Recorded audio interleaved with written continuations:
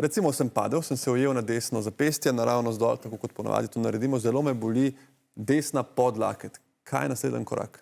Ja, zdaj prvi korak je, da pravzaprav to okončino, za katero sumimo, da je poškodovana, zlomljena, vse tega ne moremo vedeti zagotovo, ne na terenu, v večini primerov, ampak vseeno bomo naredili mobilizacijo.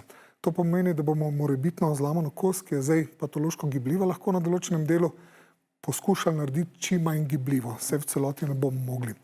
Zdaj, zakaj to naredimo? To naredimo iz dveh razlogov. Prvič zmanjšamo bolečino ob poškodbi, drugič pa tudi zmanjšamo dodatne poškodbe, ki bi jih recimo lahko ta gibljiva kost, ki je lahko tudi zelo ostra, naredila še na mehkem tkivu. Torej preprečimo te sekundarne poškodbe.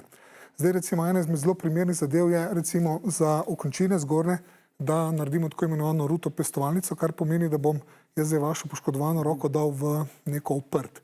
Zdaj, če je na voljo še kakšna oseba, da bi mi pomagala, bi prijela to poškodovano končino nad in pod zlomom, naredila rahel, ampak res rahel natek, jaz pa bi namestil to opornico. Zdaj bomo improvizirani, če lahko. Prva stvar, koliko imamo ruto, daljšo stranico položimo na zdravo stran, to se velja zapomniti, da ni potem težav kako in kam.